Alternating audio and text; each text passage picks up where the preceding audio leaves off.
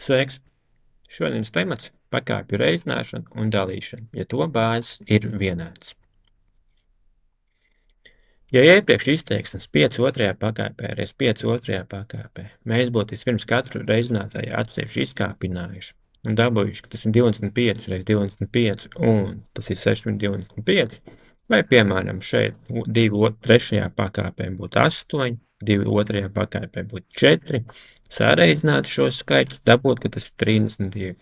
Bet šobrīd mēs vairs īsti negribam strādāt ar šādiem skaitļiem. Mēs uzreiz gribam tikt no šī piemēra uz rezultātu. Mēs gribam uzreiz dabūt, ka 3 trešajā pakāpē reiz 3 trešajā pakāpē ir nevis 729, bet gan 3 sastajā pakāpē. Līdz ar to tavs uzdevums šobrīd ir tāds.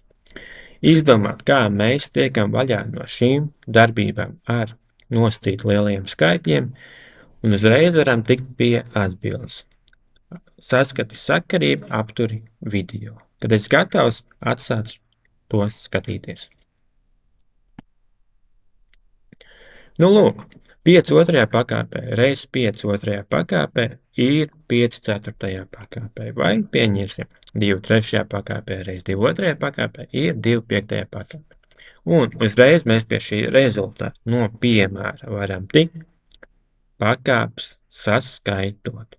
Līdz ar to aprēķini ir daudz vienkāršāki, pieņems, un nav vairs lielas skaitļi.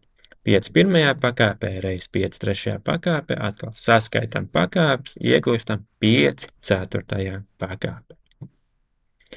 Tas pats ir ar dalīšanu. Ja iepriekš mēs būtu katru dalītāju un dalāmu izkāpinājuši un tad reiķinājuši, cik ir 125 dalīt ar 25, tad šobrīd atkal mēs gribam uzreiz tikt pie atbildes, ka tas ir 5 pirmajā pakāpē, vai pieņemsim 3 piektajā pakāpē dalīt ar 3 trešajā pakāpē ir 3 otrajā pakāpē. Līdz ar to tavs uzdevums atkal šobrīd ir izdomāt, kā tikt vaļā no aprēķiniem un uzreiz no piemēra tikt pie atbildes. Aptur video un turpini skatīties, kad esi tam gatavs. Ja, līdzīgi kā reizināšanā, ja bāzes mums ir vienāds, tad pakāpes mēs atņemam. Lūk, pieņemsim. 2 piektajā pakāpē dalīt ar 2 otrajā pakāpē ir vienāds ar 2 trešajā pakāpē. Ja pieņemsim 3 piektajā pakāpē dalīt ar 3 trešajā pakāpē ir 3 otrajā pakāpē.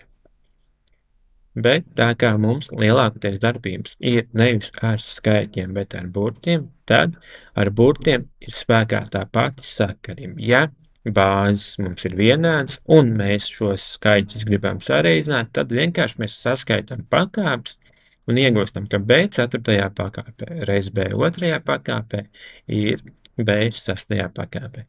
Tāpēc ir ar dalīšanu.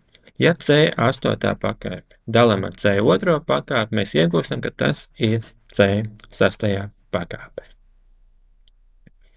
Vēl viena svarīga lieta, kas tev ir jāzina un jāatcerās, ir tas, ka jebkurš skaitlis 0. pakāpē ir vienāds ar 1. Lūk, īsts izskaidrojums, kādēļ tas tā tiešām ir. Why is x to the power 0 equals to 1? Tell me. So first tell me what's x to the power 3 divided by x to the power 2. No-brainer. Just subtract the powers of numerator from denominator. Can you explain that? Yeah. X cubed is x times x, you see? And x squared is just x times x, easy as can be. Oh, I see. They cancel out exactly, and we're left with just x, which is the same as x to the power of 1. Okay, now what if we had x cubed divided by x cubed? That's x to the power of 3 minus 3, dude. Which is x to the power of 0. But look, something divided by itself is 1. Perfect. That's why x to the power of 0 is 1.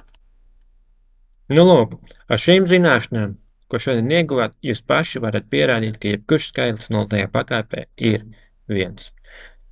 Bet tagad tavs uzdevums ir ieiet komentāru sadaļā, atvērt saiti un izpildīt ātro testu, lai pārbaudītu sevi, cik labi tu esi izpratis šodienas tēmu.